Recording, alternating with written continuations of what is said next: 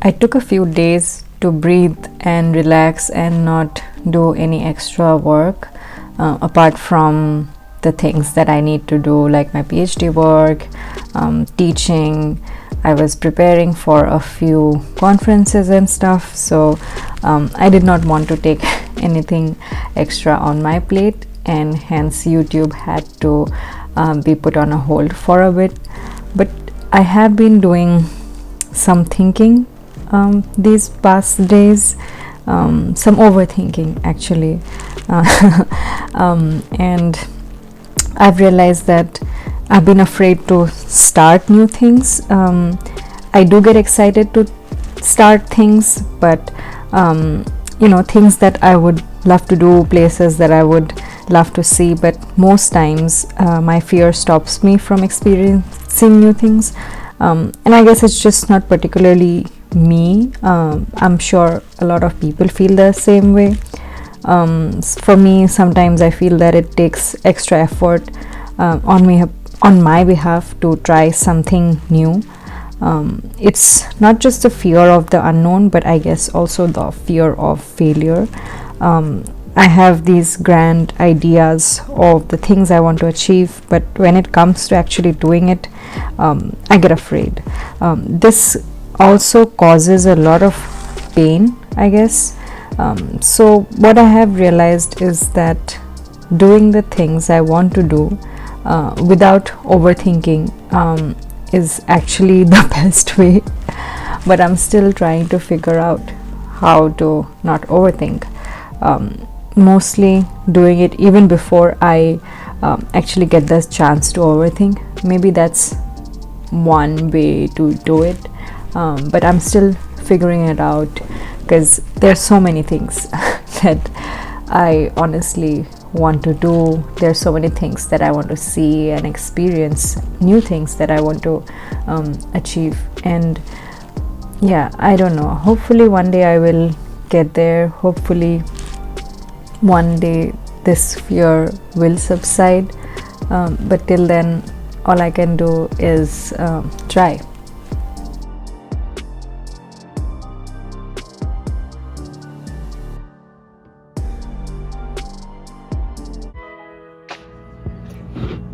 So I'm rereading Elizabeth Gilbert's Big Magic because I feel I need some inspiration for creativity, for writing.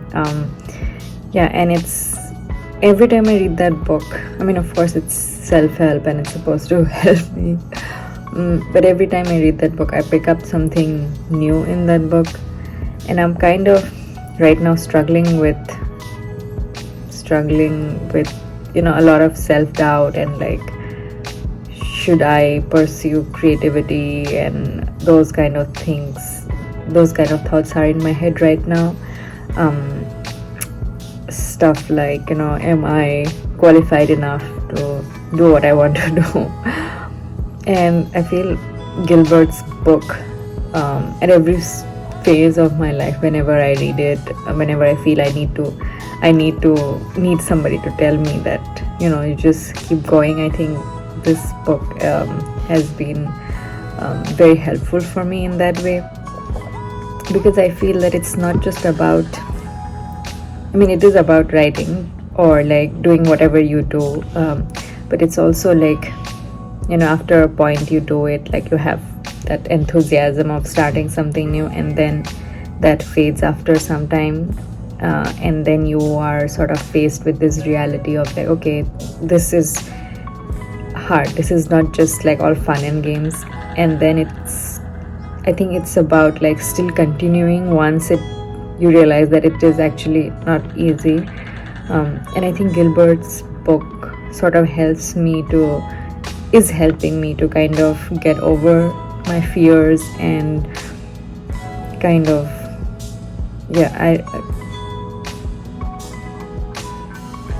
because her whole argument, her book basically talks about how we should pursue our creative lives, our creative journeys, despite these fears and self-doubts and all the negativities in the world, and without expecting any results. I guess that's very human, right? To like always expect an end result, and an end result which is good, not a negative self result, but a positive outcome of whatever we do in life, not just in terms of creativity. And I guess I tend to like get super excited about some things that I start, and then that fades after some time if I don't see a positive outcome immediately.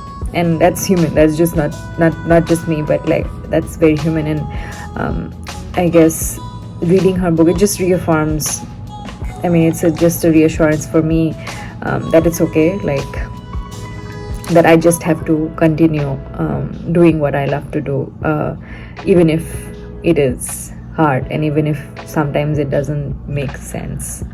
I don't know.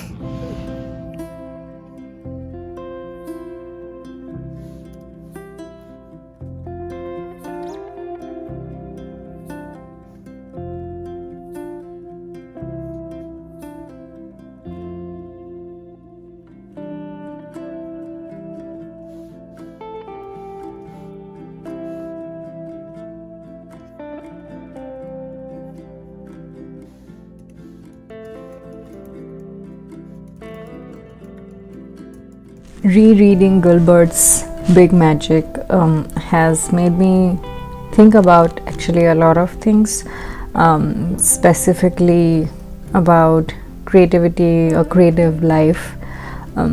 As a child, I've always, of course, dreamt of being this writer, or writer and a painter and a singer and a dancer. I mean, as a kid, I wanted it to be all, you know. But as I'm growing older, I still feel that I can do those things, but it does take up a lot of energy and effort from me. And I guess when we are pursuing something creative, we don't realize it that is work too. I mean, we love doing it, and hence we pursue it, but still it is work, it is hard work, lots of sleepless nights sometimes, lots of hours put into this one thing that we want to do, one thing that we want to achieve. And it is about, now that I have realized, it's about showing up for yourself and your craft every day. Of course, I mean, I have realized that sometimes I do feel that that pressure from myself to, you know, open my laptop and write 1,000 words a day. I mean, that's the goal that I have set for myself. But there are days when I am unable to do so, and to be honest, initially I did put a lot of pressure, and if I could not write those 1,000 words, I did feel bad. But now I have realized that even if, I mean, I have read a lot of writers talk about it, how they show up for themselves and their craft every single day and manage to do whatever their goal is been for the day. But I guess for me, I have realized that I sometimes also need to give myself some break, even if I love my craft and I want to show up every day. There can be days where the 1,000 words don't get out of my body. There can be days where it's 500 words or 200 words. On some days it can be just ideas, or I'm structuring my story, or if I'm painting, can be just a sketch that day. I don't need to have that entire painting in one day. I guess through a consistent routine and through, like, in my journey of pursuing creativity in different forms, that's one thing that I have learned. I have learned to engage with my craft, but also respect and listen to my body and my brain, because I do not want to push myself to the edge to pursue my creativity, because I do want it to be a fun process. Creativity should not be put into confines, but I also acknowledge that it is work nonetheless. And as a PhD student, I do need to carve some special time for my creative pursuits. It's not difficult, but it's not easy either to do so when there are so many other responsibilities that are on my plate. But having said that, I think, I started this video by talking about my fears, and I think fear and creativity go hand in hand.